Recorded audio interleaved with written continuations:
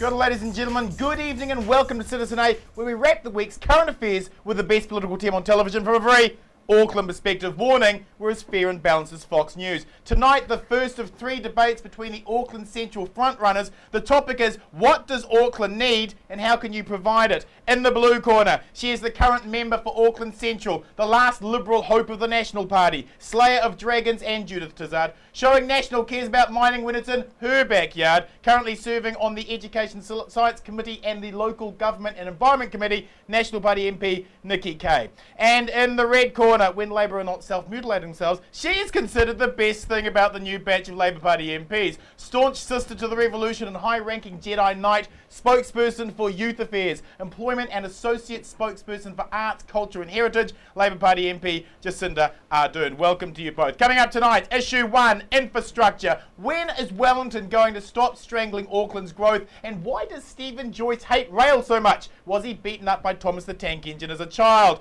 Issue 2, environment. Auckland Central has a staunch Green vote. Labour did bugger all for the environment in 9 years. Nikki stopped mining. Is she the only chance to block crazy Jerry Brownlee, or is a vote for National a vote for Acts Mining and Conservation Land? Issue 3 tonight. Nationals candidate and mate John Banks didn't win the Super City election because of his divisive race-baiting nastiness. Is the government listening to the Super City? And who can best work with Len Brown for the benefit of all Aucklanders? Before we begin, let me note, I've lived most of my political life in the Auckland Central electorate, so for this series of debates, I'm not just a host, I'm also a voter.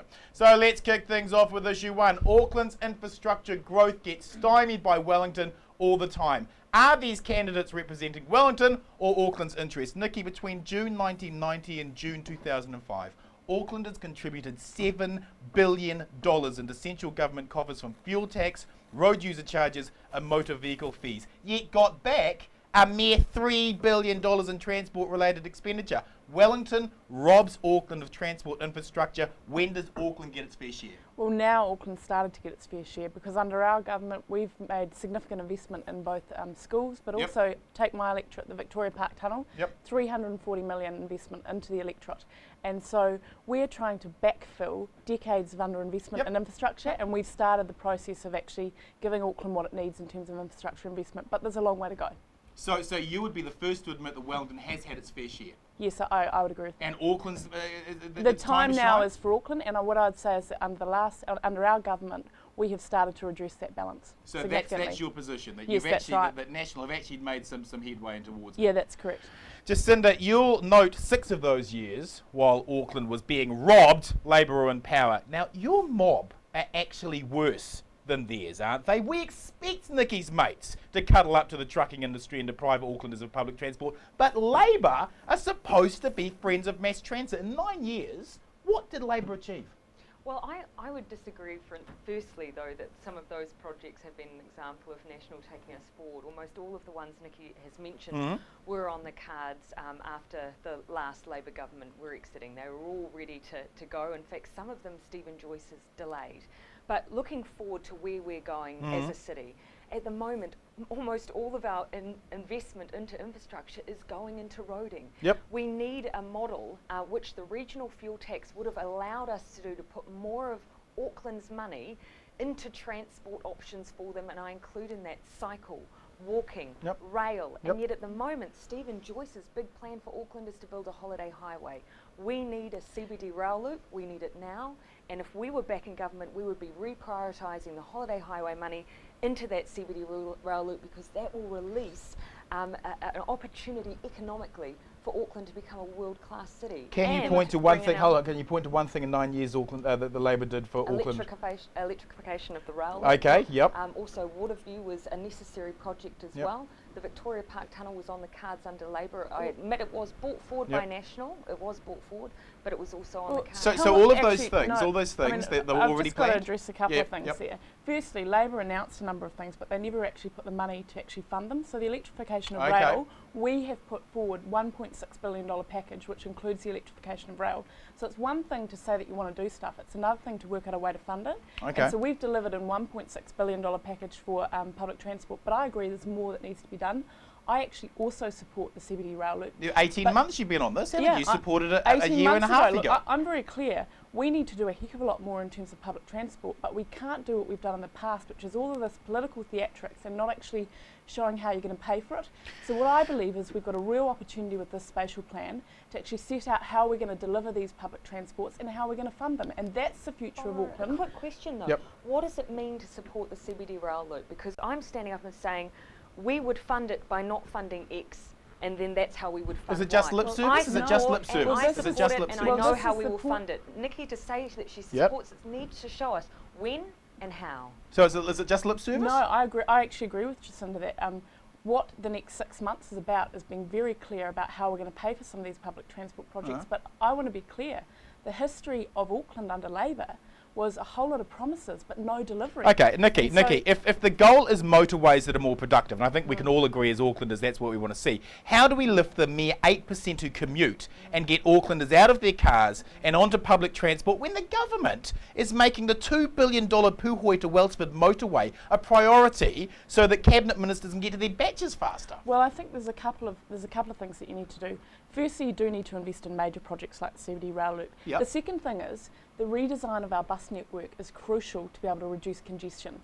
I've worked at Transport for London, and one of the things that I'm very clear about is there are parts of the city that absolutely make sense from a rail perspective, but there are parts of the city that we've got to get the bus network moving. You can't expect people to catch buses if they're not faster than cars because they're stuck in traffic.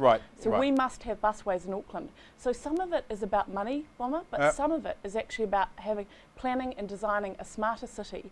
And I think with things like the new integrated ticketing system, which I championed at the last election and which I have been sitting along beside and talking to a number of agencies about how we deliver it, that provides real incentives to get people on public transport. You must make sure that public transport is both safe, reliable and frequent.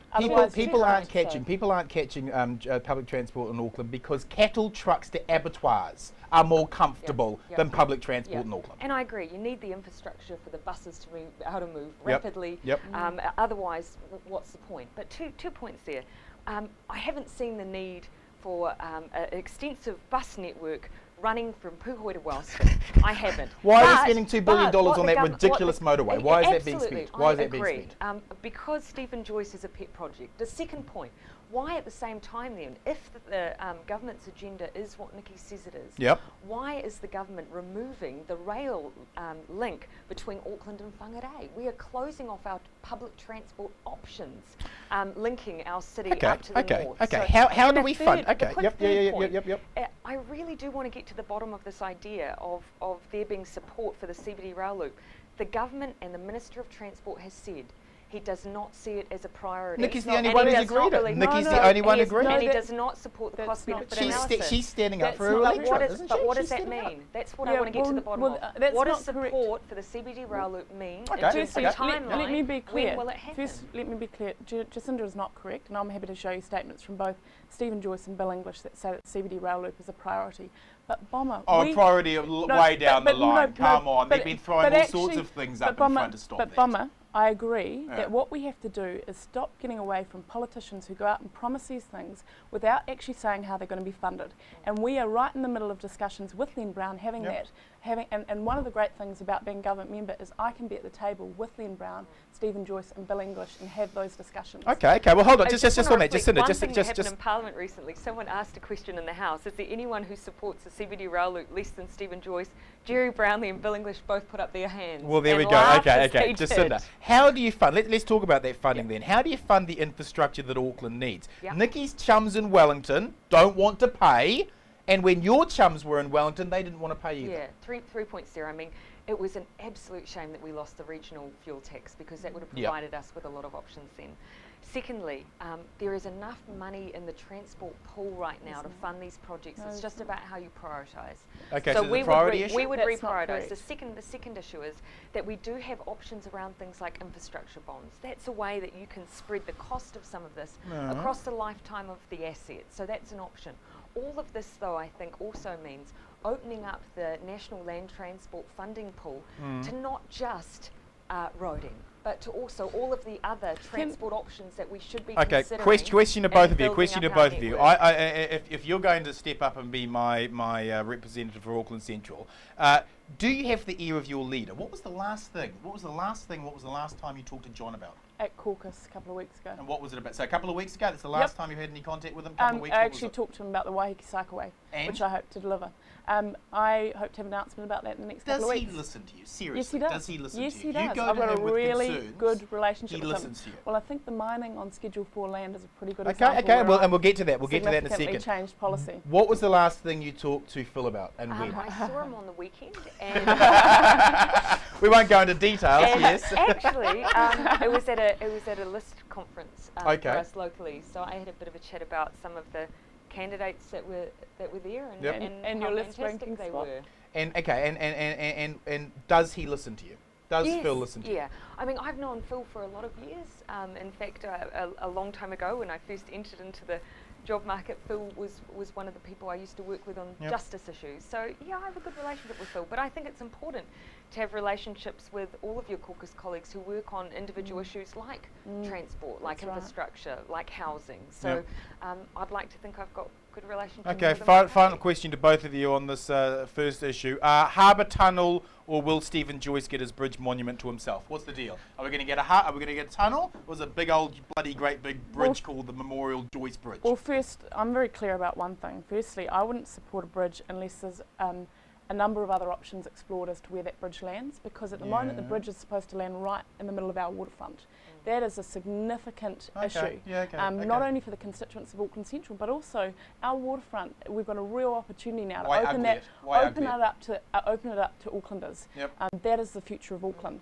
So I think we've got, look, the new crossing is not actually needed for the next 20 years. We've got to really seriously look at this and find the best option for Auckland, because the history of Auckland is making ad hoc decisions. Okay, So bridge, or is it going to be the Memorial Joyce Bridge, or is it going to be a harbour tunnel? I'm putting my backing behind the future-proofed option. Whatever we build has to be able to support rail. It has to be able to support, and I would From the North say Shore? heavy rail as well, in order to make sure that our transport links are robust and future-proof. But what Can't do I'd that on also the bridge, say, can you? Well, what no, I'd also actually, say we've is been that very we've clear been looking at this about issue, and the ARC, when it was the ARC, has been looking at this issue for a long time. A lot of research, a lot of work's gone into it. It's interesting to me that Stephen Joyce has now jumped back into the fray on this. This was something that Auckland was working on and was going to deliver a decision on. So the fact that he's re-entered the debate is an interesting question. I'm very clear as well that, and Stephen's actually said this, that we must have walking and cycleway access across the harbour. Use the old bridge for that. Use the old bridge. And we can definitely do that. You're right. But the main thing that we need to be able to show Aucklanders, I think, is that we're going to be able to reduce congestion by ensuring that we've got the most cost-effective and least impact option, but also that we ensure that there is walking and cycling. Okay, great. I think we all agree as Aucklanders about that. Okay, thank you, panel. Moving on, issue 2, the environment. Auckland Central has a fierce green voting bloc, and without them, neither candidate can win. Nikki, you are the Liberal brake pad to some of your crazy redneck caucus members. The claim was always that National put Great Barrier up for mining with the intention to remove it so they could mine elsewhere as a gimmick to show they were listening. How hard, tell us, how hard was it to stop your political colleagues mining Auckland? How hard a fight for you? Bloody hard. I put my political career on the line. And I was very clear. I campaigned on being a guardian of conservation in the Hauraki Gulf. So for me, it was an issue of my integrity, and I fought hard because I didn't believe that was the best thing for Auckland and not the best thing as well for my electorate. Pretty terrifying for a first-term MP to go up against someone like Jerry Brownlee in caucus. It was, but sometimes you've got to have bottom lines, and sometimes you've got to be able to keep your integrity. And in my view, there are some issues that you come to Parliament. I've been very clear. As long as I'm in Parliament, I am there on a platform of environmental responsibility and creating a much more blue-green New Zealand. Jacinda, Green Party voters in Auckland Central face a blunt choice. If National win, Nikki is the only environmental saviour to the crazy madness of a hard right caucus. But Nikki stopped the mining. That's more of an environmental achievement than almost the 9 entire years Labor were in government, isn't it? I'd say two things. I wouldn't want to underplay the important role that 40,000 New Zealanders taking to 50,000, 50,000.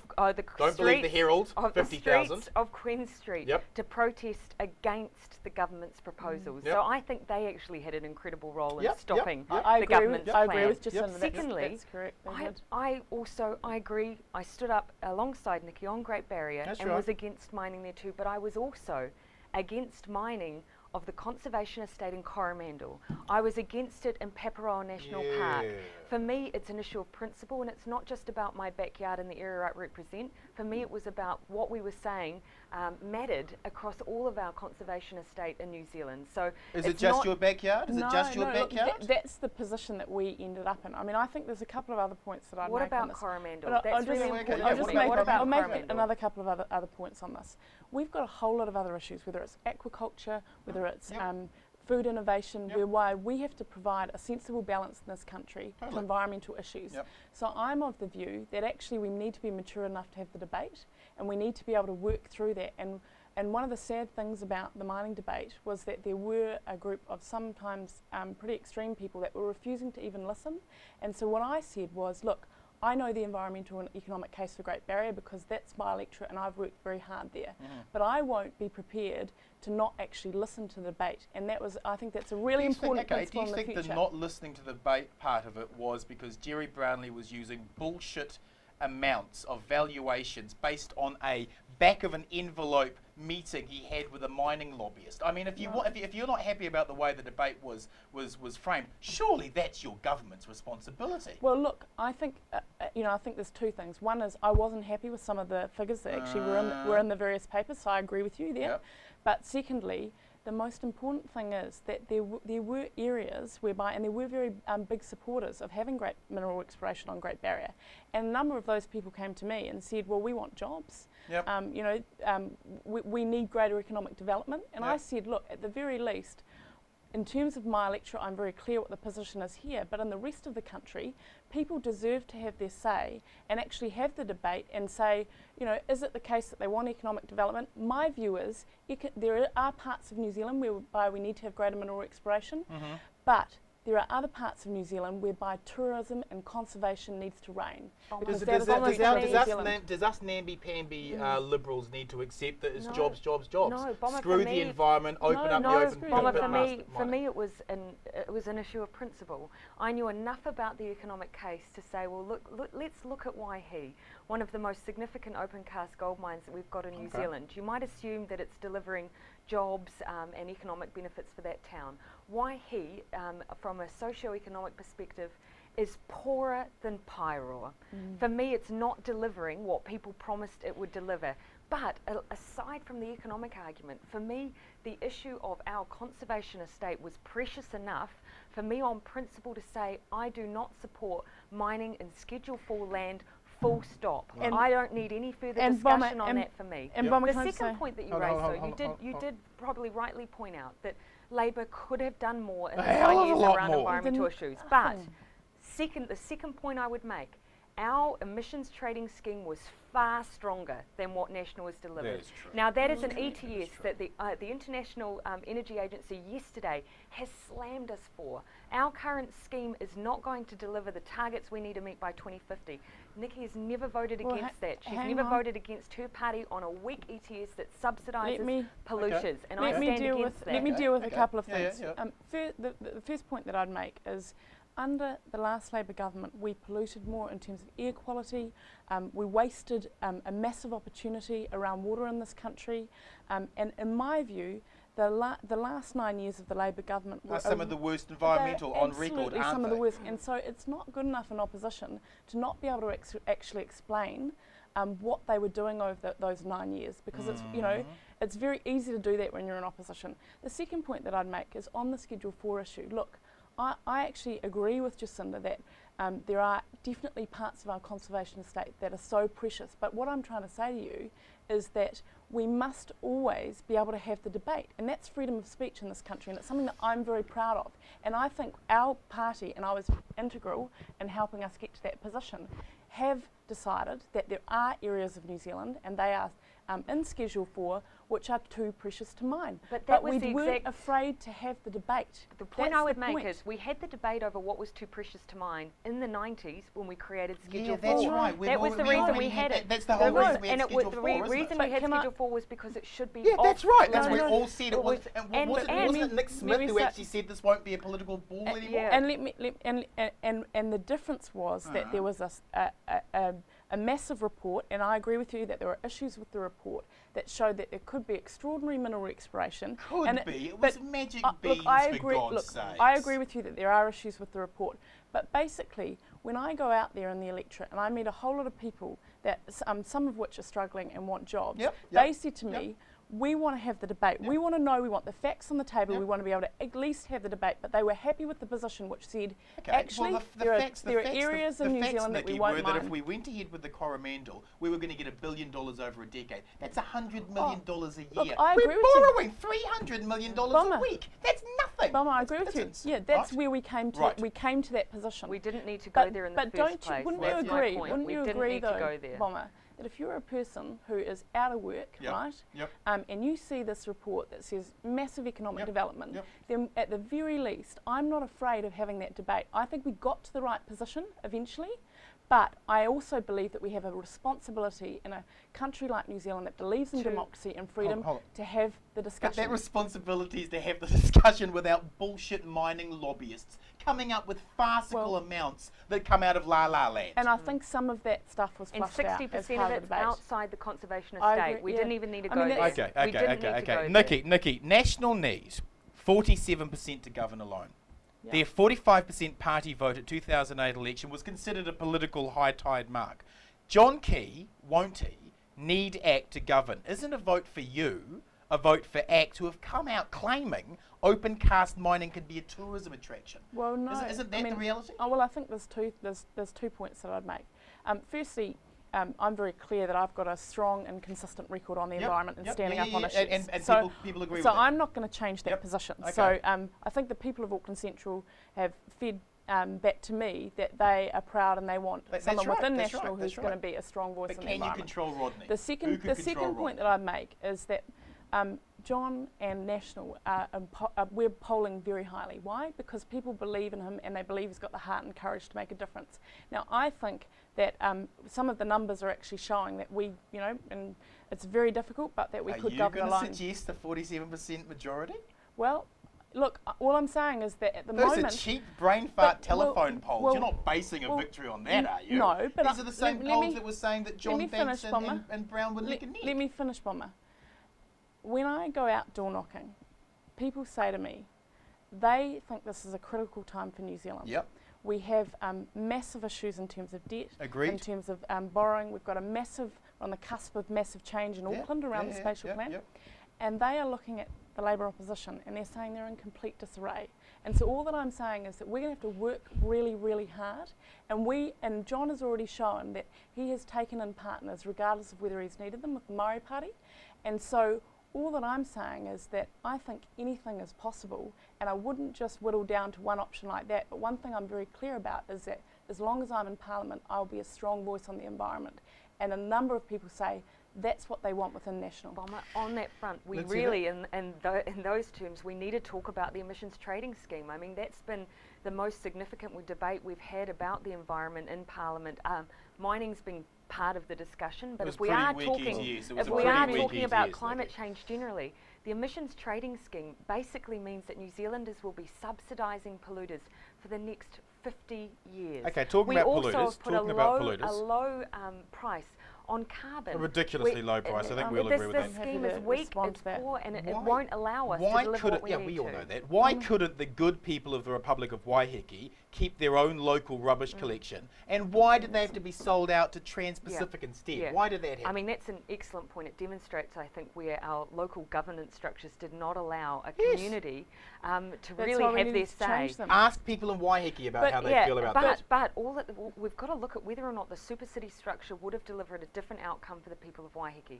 Now, during the discussion around the Super City, there were a lot of questions around whether community boards had enough power. Yep. I continue to hold that question. I think the devil will be in the detail in the way we see the local boards interact with the council. We don't know yet because the local boards at the moment don't have any money to spend. Their decision-making power is still being weeded out. So time will tell.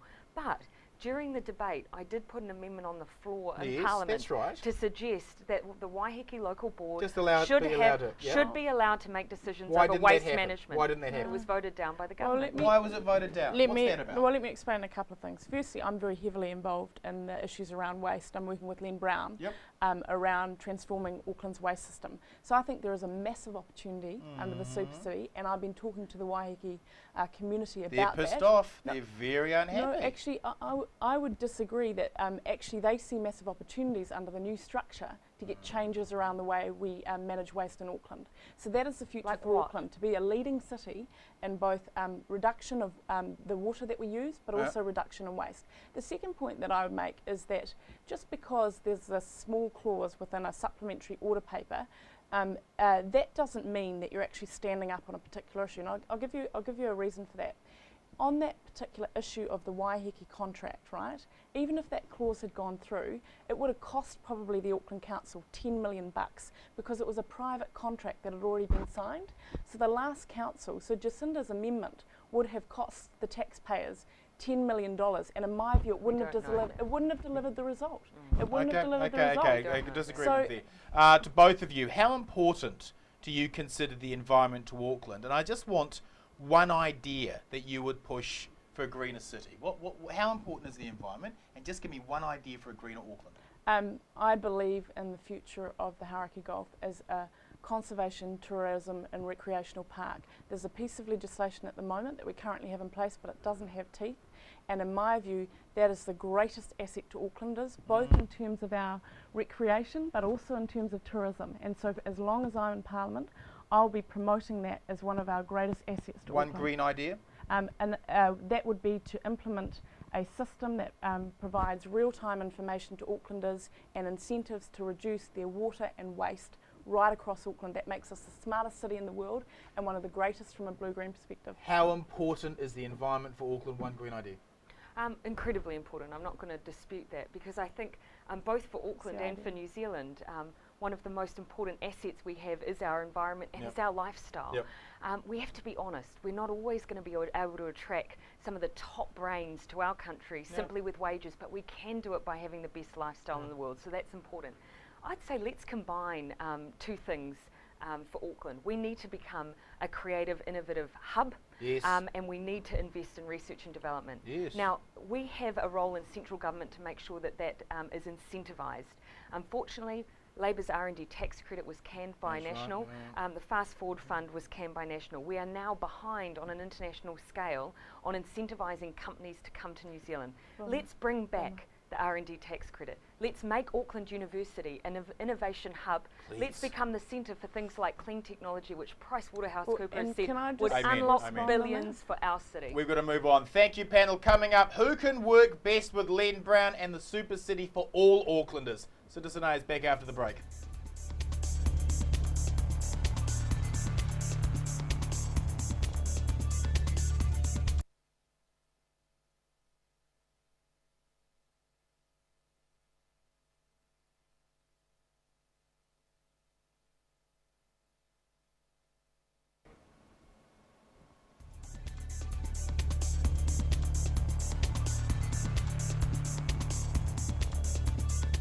Welcome back, ladies and gentlemen. This is Citizen A. We're completing the first debate between the Auckland Central frontrunners, National Party MP Nikki Kaye and Labour Party MP Jacinda Ardern. Issue 3. National's preferred candidate, the divisive race-baiting John Banks, didn't win.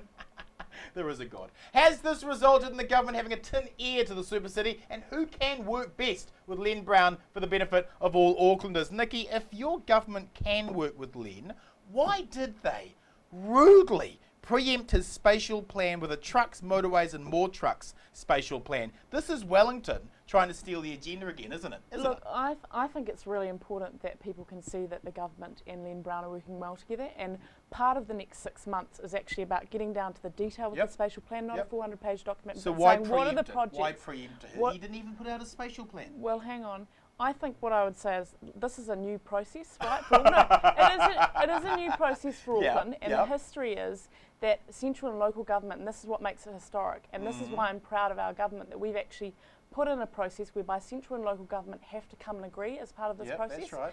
So we've never had that in Auckland. So the Super City were pretty offended when the government preempted. No, but this is an opportunity for the government and Len to pick some transformational projects for Auckland, and we are having those discussions now, and I'm part of those discussions. But it looks like the same old Wellington stealing the agenda from Auckland by preempting his spatial plan. That's rude, isn't it? And Bomber, we cannot. Auckland needs to move forward, and we cannot have the history of political theatrics. In my view, but we're seeing it, aren't we? Didn't we see it by preempting his spatial plan? I've got a great relationship with Len Brown. The other day on the Mardi Gras, he backed my economic feasibility study. And so what I'd say is that there are certain projects we agree on, and they're going to be the ones that we don't. Okay, so you can work well with them. You can work well with them, but the government are up to their old tricks again, aren't they? I wouldn't agree with that. I don't know whether you realise, but cabinet ministers meet with Len on a very regular basis. Oh, I'm well aware of that. I hear about all the bitching in the background. There are a number of projects that we're working on together, and I think the CBD rail loop is one whereby it will be great for Aucklanders to see actually progress between central and local government. You think there will be progress? I think there will be progress. You think Stephen will go ahead with it? Well, no. I think what I'm saying is that the next 6 months is about actually looking at how we fund that project, and I think that we have said that it is a priority. Isn't the next 6 months about placating the people of Auckland before an election? No, actually the next 6 months is about not wishing and hoping as previous governments have around previous Auckland, governments, actually coming up with the detail about what we can fund. Len has promised 8.5 billion in transport projects. Now, I've said before that I think the CBD rail loop is a priority. There are going to be other ones that don't make sense for a period of time. The rail to airport doesn't make sense, does it? Well, it doesn't, does it? There's a hard case around that. Even a lefty like me says that's ridiculous. There's a really hard case around that. Okay, Jacinda, John Key turned up to John Banks' fundraisers. Rodney Hyde rammed the annexation of Auckland through under a disgusting misuse of urgency to limit the debate, and they didn't get the divisive race-baiting Super City mayor they'd prayed for. Can this government work with the Super City? Could Phil work with Len? Yeah, absolutely, and I think that's probably been the most interesting outcome of the Super City elections, is that Auckland delivered a really strong mandate. Huge mandate. Len Brown, and delivered a landslide, and delivered a huge mandate for the vision that Len presented. So partnership is one thing, but also I think what's really important is if we are going to see Len able to deliver his vision, he needs to be working with partners who have a shared vision. And I think what's being interesting... Nicky shares that vision. It's got to be beyond just individuals, the people who hold the levers, and we have to be acknowledged that when you're on the Treasury benches, it matters what John Key thinks, it matters what Bill English thinks, it matters what Jerry Brownlee thinks. And they've said in Parliament very different things to what Nicky is saying about the CBD rail loop and about transport infrastructure. That is absolutely not But what I'd also say is that in the spatial plan, for instance, Len Brown has highlighted for him 3 really important areas. One's the environment, and it's not just about what Auckland is able to deliver. Some of it's about what central government makes decisions about. So climate change, that's actually, a lot of that's controlled by what government does, not what local government does. Innovation, if we're not putting in the national incentives, we're not going to see the spin-offs locally. So all of those things that are really important to Len are part of Labour's vision and values as well. And so that's why I think you'd see some real synergies. So Nicky's there. in the wrong party. Here's a question to both of you. Hold on, question to both of you. Got to move on. When Rodney Hyde embarrassingly threatened to resign from the government over allowing Māori elected representation on the Super City, do you think, I want a question for answer from both of you, do you think Aucklanders expected him to greenlight 38 non-elected Māori appointees costing over $3 million? Well, look, what was that well, about? I actually want to go back to the previous discussion. Firstly, the areas that Jacinda raised were environment and innovation. Of course the government believes in environment and innovation. It's actually getting down to the detail and getting past slogans like that. And that's what the social plan is about. But in terms of Māori representation, firstly, there was a subcommittee of the Select Committee which had Labor and National MPs, and the whole of, across the House voted for it. So it's not fair to say that it's just about Rodney Hyde's Rodney was the one who threatened to resign, wasn't he? Well, look, and I think what I'd say is that at the end of the day, both of the major parties voted for that at a select. It was a cock-up, wasn't it? Our view consistently was Maori seats are not only a more democratic solution, it was a much more elegant solution. But you voted for this, didn't you? No, we advocated for Maori seats. Yeah, but we you voted advocated for this. strongly. But as a secondary option, if we weren't going to get Maori seats, we weren't going to stand by. So you were both blindsided. No, you were both blindsided by Rodney's stupidity. No, is that it? we absolutely held true to the fact that ultimately we wanted Maori seats. But we weren't going to stand by and see there be no Maori representation at all. But these are non-elected. They don't have any. No, and we would absolutely support that. That was not the right option, and we maintain that consistently. Can I make two other points? The first is that actually the provisions within the legislation around non-elected members were passed in 2002. So that's always been in the Local Government Act. So it was actually passed under Labor.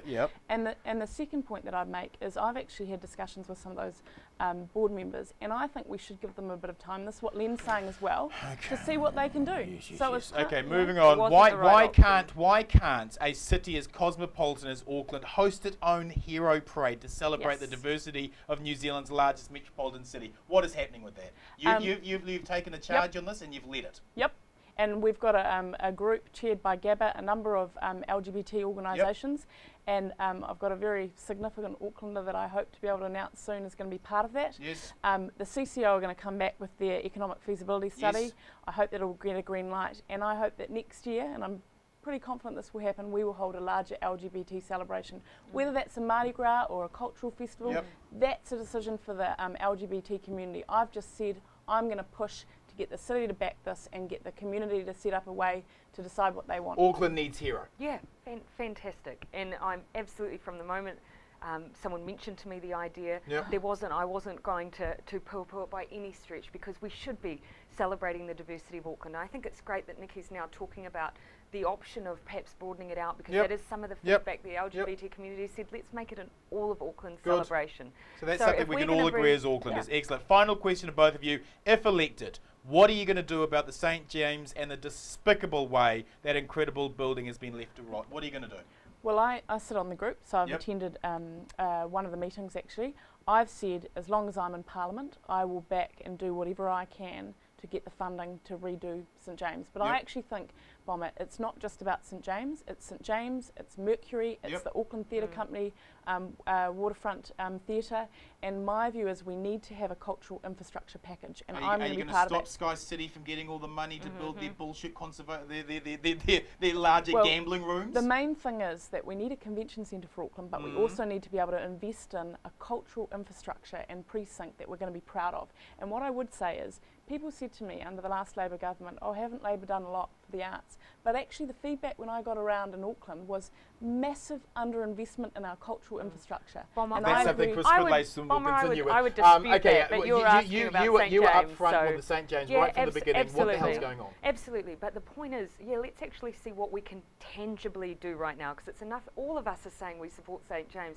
Let's do something about it. Now, the fact that we're struggling to do something about it proves that we have issues with the fact that we don't have any national statement on heritage. You can have a wonderful but privately owned and privately leased building that you have no power to protect, and that's our problem. Can I just give an update on that? Second point is that the national government now does have an opportunity via the International Convention Centre.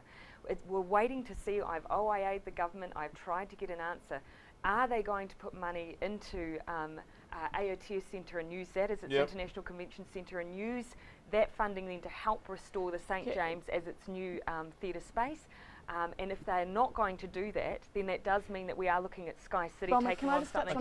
That is their opportunity. That is their opportunity for their money. Got to wrap it. Thank you, Nikki. Thank you, Jacinda. And thank you, viewers, for joining us. If you like tonight's show, please join our Citizen A Facebook site and connect with other like-minded news citizens, and follow me on my Citizen Bomber Twitter and Citizen Bomber Facebook page. The next debate between the Auckland Central frontrunners will be in June, the topic being who will be best for Auckland, National or Labour or neither. Thanks for watching, whānau. Good night, Aotearoa.